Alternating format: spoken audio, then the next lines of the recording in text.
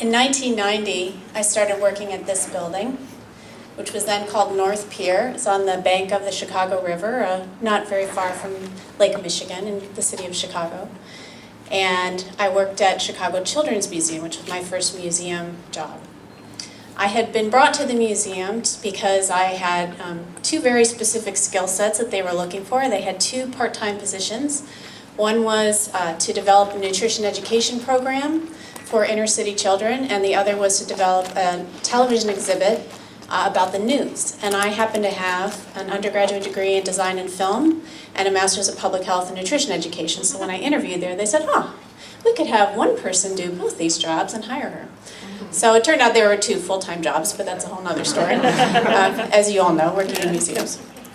So working at the museum was an amazing jump into the museum field because it was busy and exciting and very intense at times, and the children were so fun. All the exhibits were hands-on. How many of you have worked in a hands-on museum? So you know that those exhibits take a beating because kids are pushing on them and pulling on them and jumping on them and covering them with bodily fluids at times, and it was a lot for our preparatory staff to do to keep up with them. And it was a great first job because it used everything I'd ever done in museums and in school. I used my nutrition, I used architecture, I used design, I used costuming. I also did a little bit of first aid every once in a while, so it was one of those great first-time hands-on jobs. And this was a new space for this museum. The museum was a few years old, and they had doubled in size moving to this location, so it was 10,000 square feet, which I'm sorry, I don't know what that is in meters. And but once I was there for about 2 years, we were starting to already look at our expansion, and we were moving to a new site called Navy Pier, which was not very far away. And we were tripling in size in that move, and we were developing 13 exhibitions concurrently for the new space. And so I had the opportunity to work on those that whole project. I oversaw the evaluation of those exhibitions that they were being developed. I was the developer on 2 of the exhibitions, and I was the visitor advocate on 2 others. So it was a wonderful opportunity to get to know all that aspects of the field.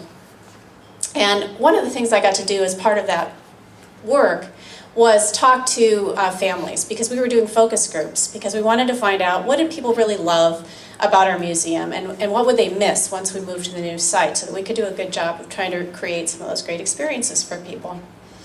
And as I'd sit and interview kids and their families, and kids kept talking about the bear. They really loved the bear. And we were collecting all kinds of data, so we'd make that note and we'd move on to the next question. And then after the 3rd or 4th kid mentioned the bear, I said, that's really interesting, because I don't remember that we have an exhibit on bears. So I started walking around the museum and looking for a bear, and could not find one. I looked, there was no murals of bears, we didn't have any teddy bears, we didn't have any special programs about bears, we didn't have any drop-in activities where you could make a bear. So I was trying to figure out, this was 3 or 4 times, then I talked to some of the other people that were doing focus groups, and they said, yeah, kids are mentioning the bear. And what the heck, what bear are they talking about? So one day I was coming into work, and I said, I think I figured it out. So North Pier was basically a brand new mall, essentially, and the museum was at one far end, and we were on the 2nd floor. And there was this beautiful atrium space that the architects had created that let in natural light. And right across from our entrance, our heavy glass doors, was a toy store. Very smart of that business owner to choose that location for their toy store. And across the atrium, they had strung a cable. And one end of the cable had a little crank, an electric crank that very slowly rotated. And on that cable was this toy called Ernest the Balancing Bear. And so the cable would go up at one end, and Ernest would bicycle across the atrium. And then the cable would go down, and Ernest would bicycle backwards, back across, all day long, over and over and over again. And the kids were mesmerized. Now, I noticed the bear when they first installed it and thought it was cute and really thought no more about it. But suddenly I thought, that's it, that's the bear. And I came in and I said to one of our floor staff, our teenage floor staff, I figured it out the bear. And she said, oh yeah, kids complain, they complain if that thing isn't running. And they yell at us. And I said, oh. And I thought, one thing, note to future self, always ask the frontline staff if you have a question about visitors, because they always know more than management does. So I said, okay, we figured out the bear, but we had no control over the bear. We did not design the bear, install the bear, manage the bear, and yet it was an indelible part of their visitor experience. They connected it with us, and if it wasn't there, they complained. So it made me think, what else was part of their experience coming to our museum that we weren't thinking about? And I started thinking about a problem that we had with our freight elevator. Because North Pier was a very long brick building. It was kind of a flat building on the street side. And it had 3 entrances. So there was one at the near end, one in the middle, that kind of looked like a mouse hole, really. You hardly noticed it. And one at the far end. And we were at the far end. And there was a long walk on a very cold, windy, or rainy day, which often it is in Chicago. And so people would miss the first entrance because there wasn't very good wayfinding on the building, which we didn't have control over. And they would often miss the second entrance. But we had this freight elevator, and so we very cleverly painted our logo on the freight elevator so that the delivery guys could find the freight elevator. And so visitors would miss the first entrance to the building, and they'd miss the stairs just to the right there. And they would see this, they'd make a beeline for it, and they'd ring the doorbell, and they'd patiently wait to be let into the museum. And it drove our staff crazy because we couldn't let them in the freight elevator. And I confess, we made fun of the visitors sometimes. We would say, how dopey that they are standing there wanting to get into the freight elevator. Instead of thinking, wow, we are dopes for not painting a big freaking arrow on the freight elevator to tell them where our entrance was. So I'll talk more about visitor experience a little later, but I want you to just sort of think about that. What else is part of your experience that maybe you're not thinking about? Today I'm going to talk about the power of story, and like all well-constructed stories, hopefully, this is in 3 parts. So Act 1 is what I call the Rule of the Factoids. When museums started, many, many years ago, they started as collections of things, of stuff. Collections that someone well-traveled would bring home and they'd put into kind of a curio cabinet. And so there might be bones or paintings or artifacts or artwork, and often they weren't labeled. Sometimes they might have a hand-lettered tag that said where they came from. That's how museums started, if you're not kind of aware of that. And eventually they developed into more organized collections of stuff, and they would start to have sort of a little bit of an organization to them. But the idea was that these things were inherently valuable, that they had some value because they had been brought somewhere, they were special items. Sometimes they even conferred greatness or specialness to you by being close to them. So you think of it as almost like it was almost like a pilgrimage. People would come to see these beautiful things. And what started happening is that they started organizing exhibitions of things so that they were like-minded objects. And this was part of what happened was in the world's expositions and the world's fairs started, like this one in Paris in 1900. So people came, they were wildly popular. So then museums started being built. And the museum was, this beautiful, beautiful building on the hill with the Greek columns and the opposing stairs. And there was all these special objects inside, and there were guards that kept the objects safe and kept you kind of at a distance. That's how museums started. Does anybody recognize this building? It was made famous in an American movie years ago. Dun dun dun dun dun dun dun dun dun dun dun. It's Rocky ran up the stairs in Philadelphia. Sometimes museums get known for things other than what's inside. So interpretation at that time was what I refer to as the syllabus on the wall. And a syllabus is a wonderful tool for a course. If you're attending a high school or a college course, and Dr. Julia Crozer sent us a syllabus weeks ago to help us organize our life and our day and help us plan what to bring and what to pack. And I was very glad to know I didn't have to pack thongs, and then I found out that they were actually flip-flops. But I'm getting this mental picture of everybody sitting around in thongs, and I didn't think I was going to Brazil, but I know Australians are wild.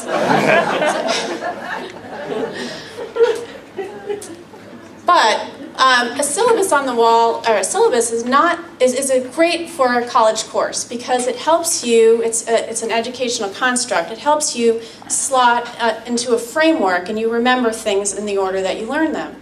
And so it's fantastic for a college course when you're learning things in order in a linear progression. Where a syllabus on the wall is not helpful is on a wall in the museum. Because that's not how we learn in museums, but we didn't realize that for a very long time.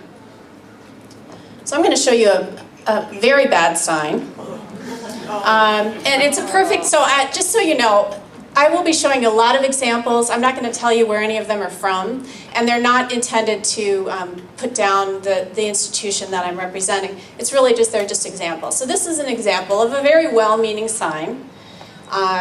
But it's a bad sign. And so let's just take a moment to talk about why it's a bad sign. So I think there's 6 or 7 things wrong with this. So who would like to go first? What's wrong with this sign? On the back. It's too long. It's too long. Okay, so length is a problem. Too much text. Too much text. Okay, so what else? No pictures. No pictures, no graphics. Very good. What else? Hard to read. It's hard to read. Yes. It's hard to read. Why? Because of the colour of the font and the size. Font and the size, and it's white on black, which is much harder to read, creates more eye strain than black on white does. What else? There's no subheadings. Very good. Very good. What else? It's a terrible title. It's a terrible title. Why is it a terrible title?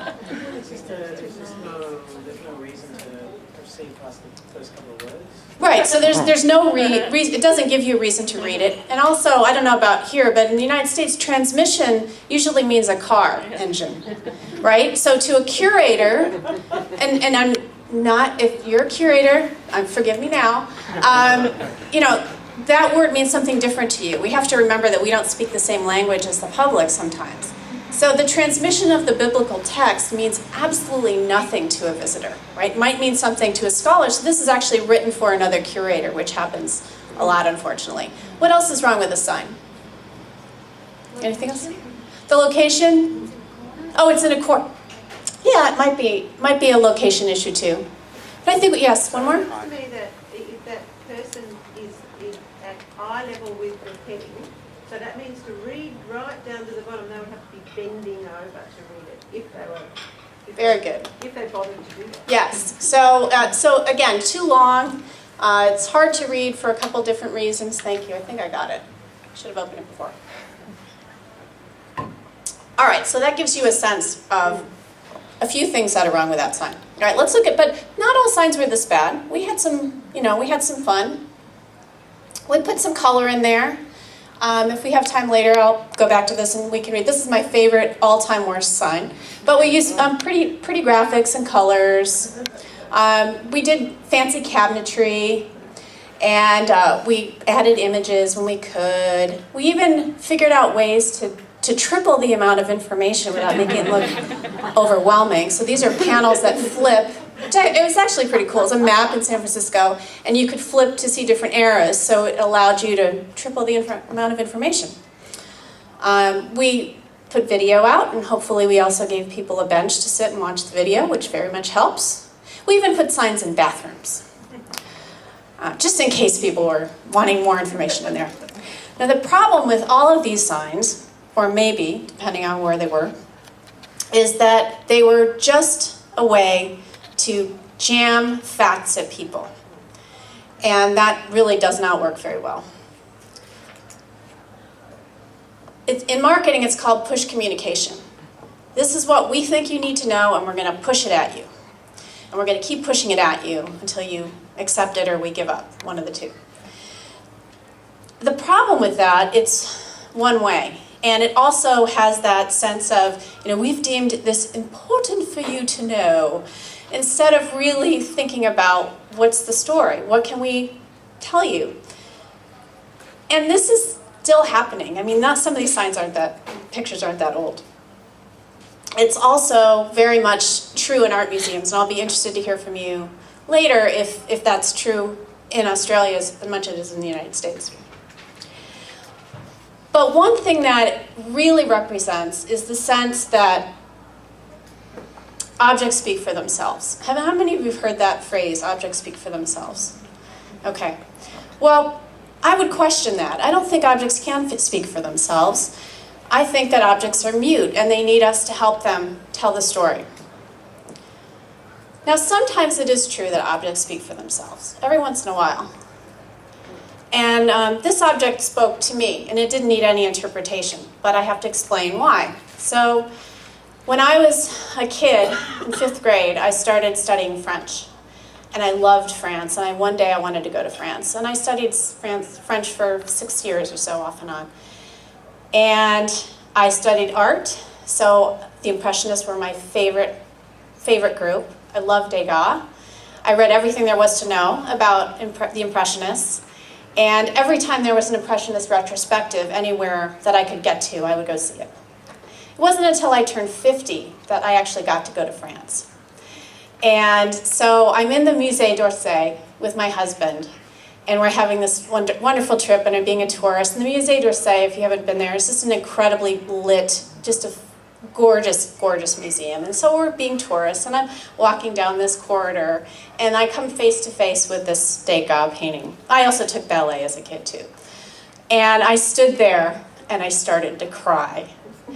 And I was completely not expecting that. I was not expecting that response. And my husband said, "Oh my gosh, are you okay? What's the matter?" And I said, "It's so beautiful."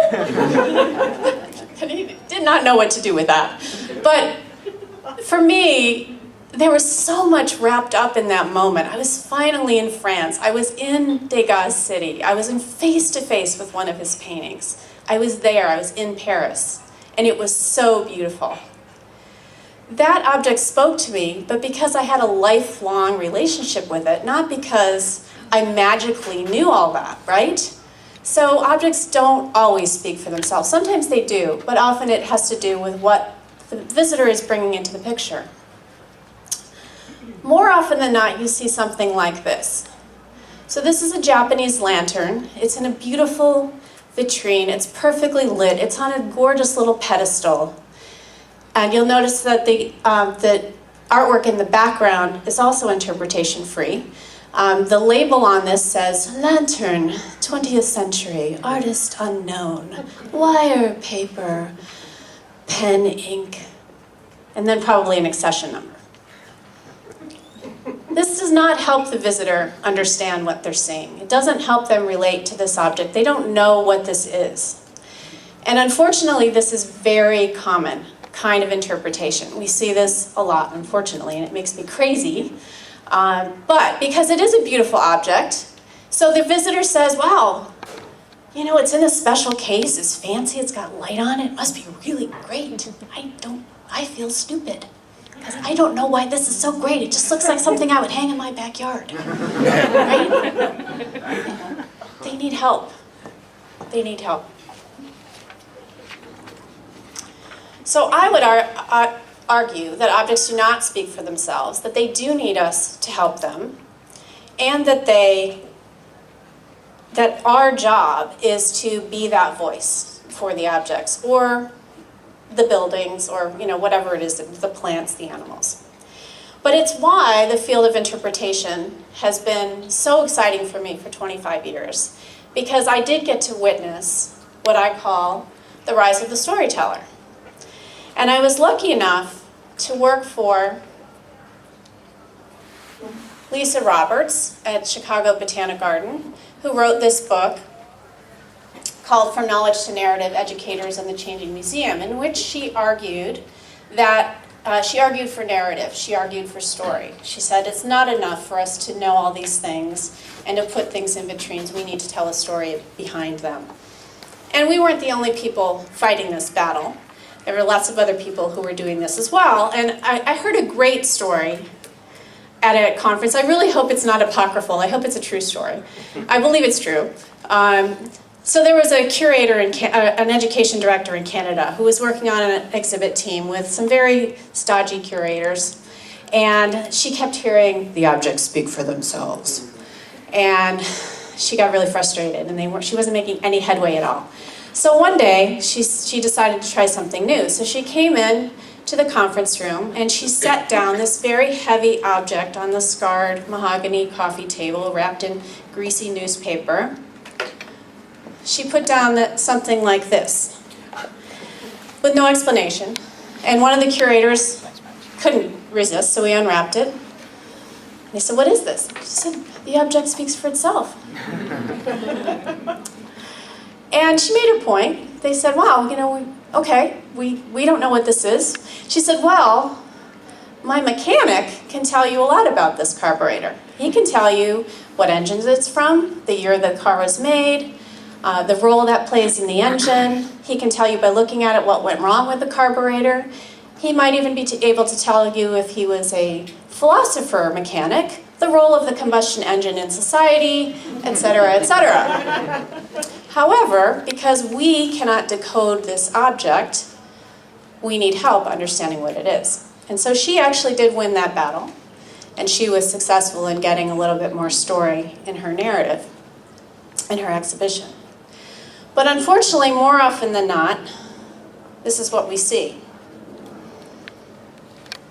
And I have to say that I have been fighting this objects speak for themselves battle for a very long time. But we did see a lot of improvement and shift as well. And one of the things that changed that was this book. This book by Beverly Srell called Exhibit Labels: An Interpretive Approach. I referred to it as my Bible for many years. I never started working on an exhibition without reviewing at least part of this book.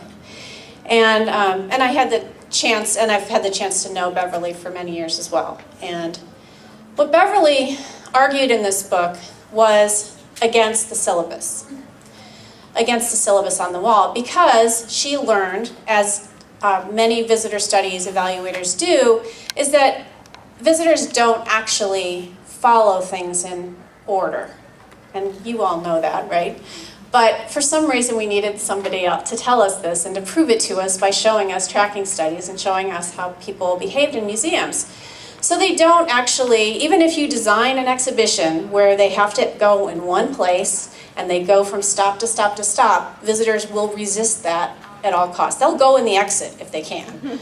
And they will bounce around like little pinballs in random fashion, and they will look at about a third of whatever it is that you offer them. So if you have 100 location interpretive stops in your museum, they'll look at about 33 on average. If you have 10, they'll look at about 3. So the problem with the syllabus on the wall, this linear storytelling, is that people don't understand what you're talking about if they go to stop 6 and 4 and 7. And that's all they see. So what Sorrell argued was that we got to do something different. This isn't working. We need to have a big idea. We need to have one main thought that we're telling people, and we're reinforcing it every single time with every single component, so that no matter what order they do things in, they will understand what we were trying to tell them, and we're helping them to make meaning. And so if you want to know more about her work and how she actually learned all of this book called Paying Attention, Visitors and Museum Behavior is a great book that actually shows you how she did all the tracking work, and actually you can see all the research and how long people stayed at things, etc. But now that's not to say that a really good sign in a good location doesn't give you some value. This is at Pearl Harbor in Hawaii, and a great wayside sign that when you're standing there and you're looking in this direction, and this is the vantage point of that from that day in Pearl Harbor. Yes, I got some value out of that, but I still didn't walk away with the bigger story about Pearl Harbor just from seeing 3 or 4 of these signs. So developing a great big idea is really the hardest work that I've ever done in my life. It is challenging, and it takes a long time. And people on the team will whine and complain because they'll just say, oh, isn't this one good enough? Aren't we there yet? Why do we have to keep working on this? But when you finally get it, when you finally land on it, it will gleam and illuminate everything that you are trying to do. Because it defines and limits the content. And defining is important, but limiting is also important, because limiting is what keeps you from doing the syllabus on the wall. If something isn't great and doesn't fit the big idea, even if it's fabulous, it's out. Very painful. Oh, it's so painful. Sometimes you have to kill your favorite kids, and they're not in there at the end. You have to do it. But that's what this does. And so every single component, every single film, every little piece, every stop on a heritage tour, it all should relate to that big idea. So that if you, let's say you're doing a heritage tour and all of a sudden, oh, we have a half an hour less. Well, they're still going to understand the overall point of what I'm talking about, because all my stops still are telling this one big story, this one big idea. So one way to test this out when you're working on exhibits, it's a really great little tip. If you write all the headlines, you put all your headlines for all your potential panels on one sheet of paper, and you print them out and you cut them apart, and you draw a third of them. And then you look at that third and you say, if people just read these 3 or 6 headlines, do they know what we're talking about? And I would do that at the San Diego Zoo. I would actually take them out and I'd walk up to people who are having lunch, because that's the only time you can get zoo visitors to talk to you is when they're eating. And I'd say, pick 3, pick 4. Okay, what do you think this exhibit we're developing would be about? And if they said what we were working on, then I said, okay, good, we're on the right track. If they had no idea, it's really a great test. It's a wonderful way to figure out what you're doing. So I want to give you an example from when we were working at the San Diego Zoo, the big idea. So we were working on the giant panda exhibit, which is the, it's the sort of the blockbuster animal. If you can have one in a zoo, it's a blockbuster animal to have, and it's a great conservation story as well. And the zoo at the time had the Center for Research for Endangered Species, which was called CRESS for short. And they were doing this amazing behind-the-scenes work with not just pandas, many other species. And no one had any idea that the zoo was doing this, because we had done a terrible job of promoting what we were doing behind the scenes. So this was the exhibit we were going to start telling the story. So we worked, there was 15 researchers and behaviorists and scientists that were on my team, and we worked for months to try to figure out what the big idea was going to be. And we finally came up with this. The big idea the big idea is a sentence, one sentence. You don't necessarily use it with the public.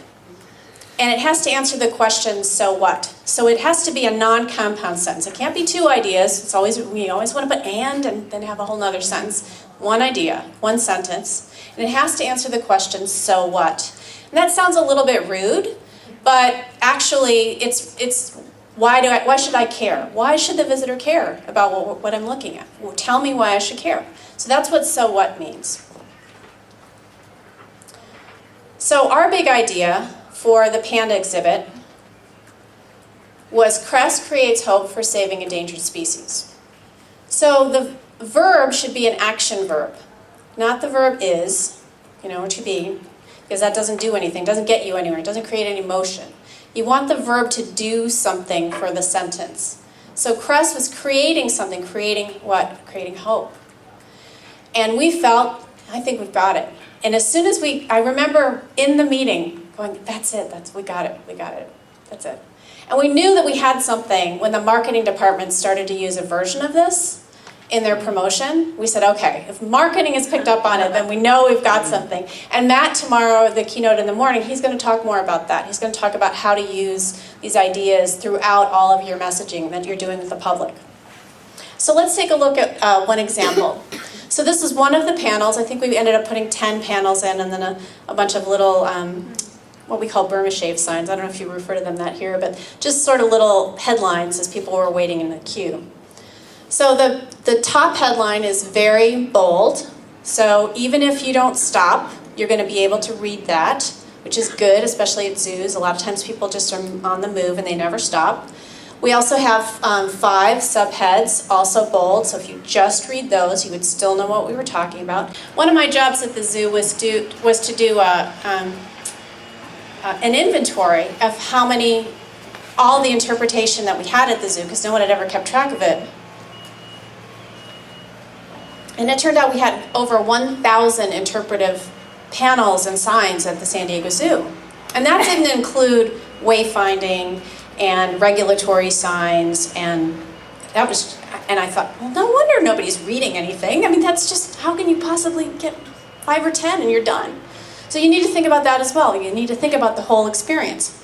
But with this panel, what I think worked is that we have, each subhead tells you what that little section is about, so you can decide, oh, do I want to read about the changing face of zoos and see how gorillas' enclosures are better than they used to be? Do I want to know why there's a picture of a cheetah in the panda exhibit? Yes, I do. Do I want to give money because I want to help, because now they've made me so motivated? I can throw money in the machine, in the sign. So I think these worked pretty well. And we did do evaluation afterwards, and we did find that people did understand that the zoo was working behind the scenes and had hundreds of scientists who were working in China and other countries to try to save lots of endangered species. So we felt like we were successful.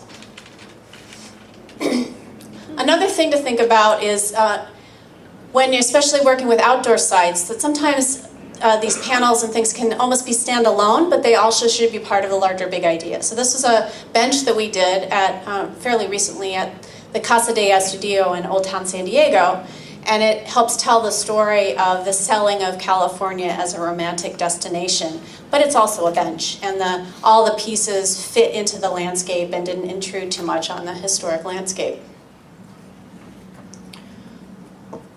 So that's a nice little thing to think about if you're working on pieces, that they can stand alone and be successful, but also they should be part of a whole if visitors happen to get to more than one. But at this time, I started to sort of question a little bit the primacy of the exhibition. And I did that when I was working on a piece for Gorilla Tropics, which is, this is a photo of Gorilla Tropics at the San Diego Zoo. Those of you, how many of you work at zoos or conservation sites? A lot of you, okay. So you know that you're not just writing panels about the animals and how big they are and how they gestate and all that good stuff. There's a lot of issues that you're trying to convey. Very complex issues about poaching and habitat loss, and not particularly happy news, right? It's tough. Well, one of the things that we felt like we were doing a poor job about was educating the public about the bushmeat crisis. Now, how many of you know what the bushmeat crisis is? When you hear that, about half of you, okay? You're much better educated than the average American audience, who would have no idea what that is, because conservation issues just really aren't particularly in the news in the United States. But we felt that it was very important to educate people about bushmeat, which is the trade of poaching endangered animals and using them for food in Africa. And it's kind of a delicacy, so it's sort of the old way, but it's also kind of an elite thing to do as well. So we said, we need to talk about bushmeat, and it took us 3 years because management was not keen on the idea of us talking about bushmeat at Gorilla Tropics, but we kept pushing and we kept pushing, and eventually we did successfully get a panel installed. This is not our panel, but it had similar content to this. I didn't have a photo of ours. And oh yay, moral victory, we got the sign up, yay. And a couple weeks later, I was walking through the zoo, and I'd stopped at the main gorilla viewing window, and they were just beautiful, that they were having so much fun, and there were babies out, and the babies were playing, and the visitors were just going nuts. I mean, it was phenomenal. And so then I came around the bend, and I got to the overlook where this sign had been installed, and I stood kind of to the side, and I was looking at visitors as they walked by, and some of them stopped and looked at the sign, and some of them didn't. And I had this moment of doubt. I said, were we wrong?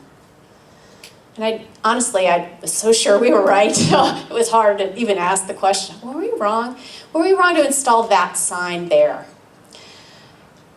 And I don't mean were we wrong in the sense that was the adjacency appropriate? Because of course it made perfect sense to have the sign about gorilla poaching right next to the gorilla exhibit.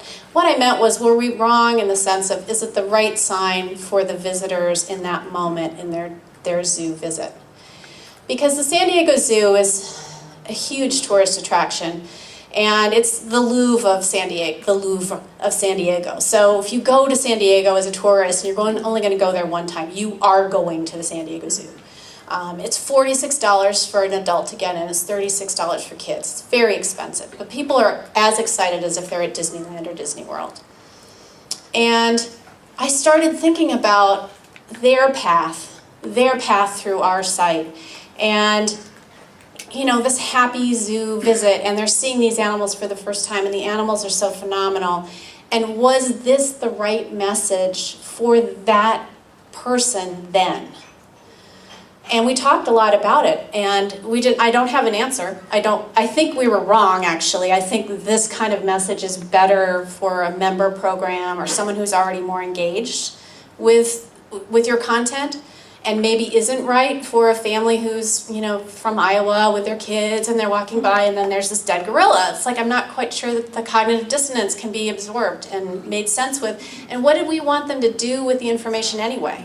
What did we want them to do if they read the sign? So those were some questions that we had.